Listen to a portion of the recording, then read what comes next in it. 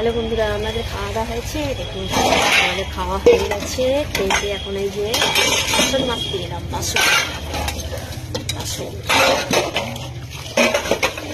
মেঘে পুরো অন্ধকার, দু এক ফোঁটা করে বৃষ্টি পড়ছে। অন্ধকার হয়ে গেছে গো। আমাদের খাওয়া হয়েছে, আমাদের তো খাওয়া দাওয়া কমপ্লিট।